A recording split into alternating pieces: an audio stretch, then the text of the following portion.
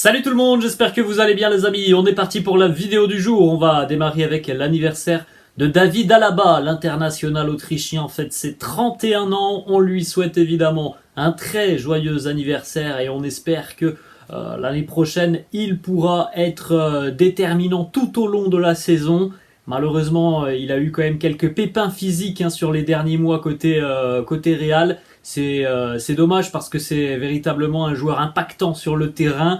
Et ces problèmes physiques ont un petit peu aussi handicapé le Real sur certains moments clés de cette saison. Donc on lui souhaite évidemment plein de bonnes choses pour la saison à venir. On enchaîne les amis avec les unes des quotidiens madrilènes. Premièrement la une du quotidien Marca, une fois n'est pas coutume, la une est consacrée à Kylian Mbappé et j'ai l'impression qu'on aura pas mal de unes consacrées à Mbappé sur les prochaines semaines. Así está el caso Mbappé.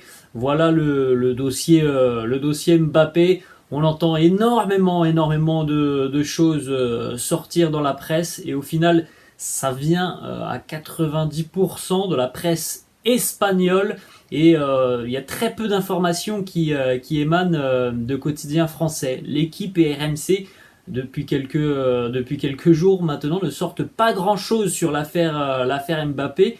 En général, c'est pas la fiabilité pure, les informations espagnoles.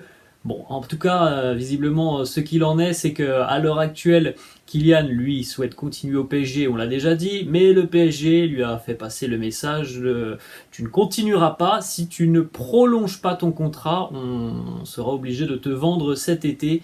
Il semblerait, d'après certains médias, évidemment, encore une fois les amis, tout ça c'est à prendre au conditionnel, que à l'heure actuelle, la maman de Kylian, qui est en général la personne un petit peu qui gère ses affaires, elle discute avec le Paris Saint-Germain pour faire baisser un petit peu la prime que devait toucher Kylian en restant au Paris Saint-Germain l'année prochaine.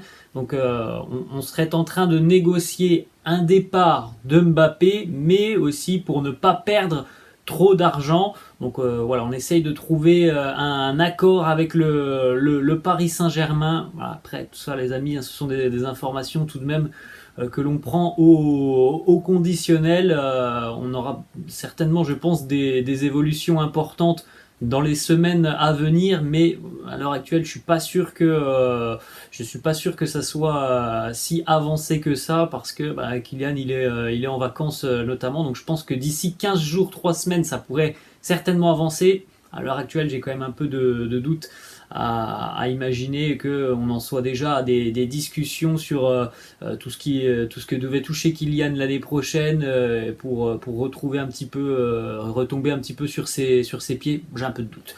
On enchaîne les amis avec cette fois-ci la une du quotidien AS, Otro Madrid, Otro dibujo avec Carlo Ancelotti, un autre Madrid, un autre schéma. Voilà la une du quotidien AS. Pourquoi cette une? Tout simplement parce que du côté de Carlo Ancelotti, on envisage de changer de système l'année prochaine. On pourrait passer du traditionnel 4-3-3 à un 4-3-1-2 avec Jude Bellingham en tant que numéro 10 entre guillemets dans ce schéma. Alors là aussi les amis, tout ça c'est à prendre au conditionnel. Il me semble que si on veut avoir une ébauche de ce que pourrait donner une équipe type du Real l'année prochaine, il va falloir attendre la tournée aux États-Unis et les matchs, par exemple un match face au Barça, ça c'est une équipe référence qui pourrait être alignée. Et on verra tout de suite si Carlo envisage pourquoi pas un changement de système, parce que on sait que c'est quand même quelqu'un qui en général reste assez fidèle à ses idées et assez peu novateur sur ses schémas, Carlo. Donc voilà, ça serait quand même surprenant de le voir changer de système, mais il est vrai aussi que le Real dispose maintenant d'un milieu de terrain qui est quand même conséquent, avec des profils complètement différents d'un joueur à l'autre. Et donc tu as la possibilité, oui, d'imaginer un autre schéma que le 4-3-3. Le quotidien AS nous propose donc cette équipe en 4-3-1-2 l'année prochaine. Thibaut Courtois dans les buts, Militao Alaba, Fran Garcia latéral gauche, Dani Carvajal latéral droit, Tchouaméni en numéro 6, accompagné un petit peu plus haut en 8 de Fede Valverde et d'Eduardo Camavinga, numéro 10 Jude Bellingham, 2 attaquants de pointe axiaux, Rodrigo et Vinicius. Ça aussi, moi, ça me laisse un peu perplexe à l'heure actuelle. Véritablement, j'attends de voir ce que pourrait donner Vinicius beaucoup plus axial. Rodrigo, on l'a déjà vu être utilisé en tant que numéro 9 et axial. On sait que ça peut être quelque chose de concluant. Vinicius, uniquement et purement dans un rôle axial, ça me surprend un petit peu. Je pense que c'est quelqu'un qui perdrait pas mal de sa vitesse en étant utilisé plein axe. Voilà, je suis assez perplexe quand je vois cette composition avec 2 attaquants axiaux de cette manière. Ensuite, on continue avec quelques informations prolongation de contrat. C'est désormais officiel. Dani Ceballos continue l'aventure avec le Real. Alors, c'était annoncé déjà depuis quelques jours. Dani Ceballos prolonge de 4 saisons supplémentaires. Donc, il y a quand même eu des discussions, je pense, importantes et assez longues avec le club, parce qu'on sait qu'il y a eu souvent des désaccords par rapport à l'offre salariale du club, des désaccords aussi très importants par rapport à son rôle dans l'équipe. Est-ce qu'il va être titulaire? Est-ce qu'il aura du temps de jeu? Donc je pense qu'il y a véritablement des discussions très importantes entre lui, le club et le staff. Il signe pour 4 ans et ça sera, je l'espère, un maillon important du milieu de terrain l'année prochaine. On l'a vu tout de même sur la seconde partie de saison cette année, avoir voire même beaucoup plus de temps de jeu. On espère que l'année prochaine ça sera la même chose avec potentiellement un gros turnover au milieu de terrain l'année prochaine. Carlo l'a déjà mis en place quand même cette saison. Ça, c'est à mettre au crédit du technicien italien qui a quand même cette année pas mal fait tourner au milieu, et ça c'est positif. On enchaîne avec une autre information. Luka Modric lui aussi devrait annoncer sa prolongation de contrat avec le Real lundi, donc on suivra attentivement tout ça parce que c'est véritablement aussi un dossier qu'on voulait voir se finaliser, hein. On n'a surtout pas envie de perdre Luka Modric. Pour tous les supporters du Real, on souhaite le voir encore au moins un an côté merengue.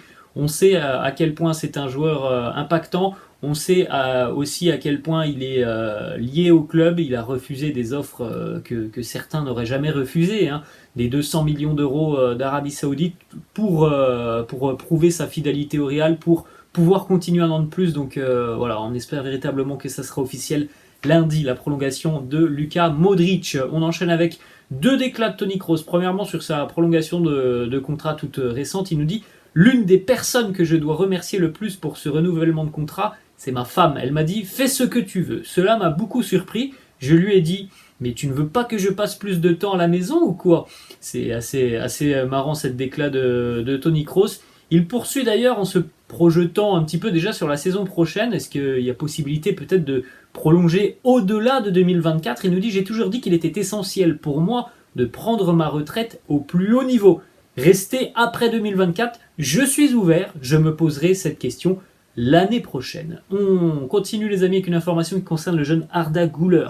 Jeune espoir turc, véritablement un joueur bourré de qualité, pétri de talent. Arda Güler rêve du Real Madrid, mais pour le moment, comme on en a parlé hier, c'est pas la priorité d'Arda Güler, qui ne se voit ni arriver au Real pour jouer avec la Castilla ou arriver au Real pour être de nouveau prêté. Lui, il veut une situation stable avec du temps de jeu.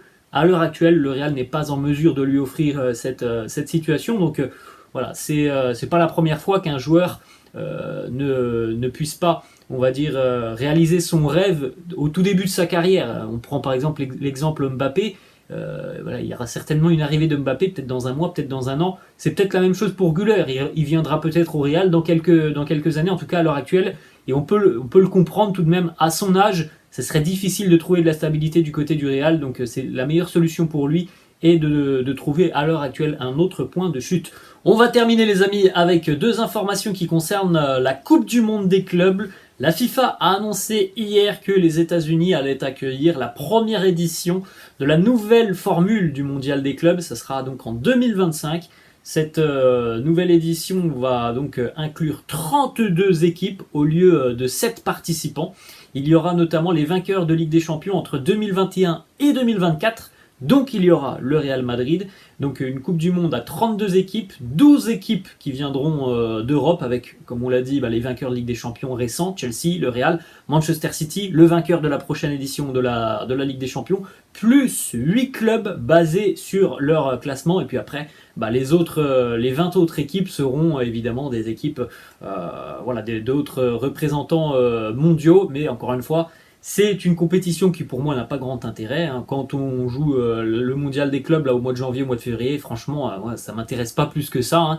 C'est une compétition qui ne m'intéresse pas. Celle-là, je pense, ne m'intéressera pas plus. Et je pense encore une fois que pour les joueurs, ça va rajouter encore des matchs pour une compétition qui évidemment ne sera là que pour renflouer encore un peu plus les caisses de la FIFA, qui ne pense absolument pas à la santé des joueurs, parce que là, j'aimerais quand même bien voir la formule de cette compétition. Si on a 32 équipes, je n'imagine pas combien de matchs auront les équipes à jouer, alors que l'on a déjà des calendriers surchargés. Voilà les amis, la fin de cette vidéo, j'espère que ça vous a plu. N'hésitez pas comme d'habitude à lâcher un petit pouce bleu. N'hésitez pas non plus à vous abonner à la chaîne pour ceux qui le souhaitent. On se retrouvera un petit peu plus tard dans la journée sur la chaîne Robinho pour une nouvelle vidéo spéciale Mercato. Allez les amis, je vous souhaite une bonne journée. Ciao.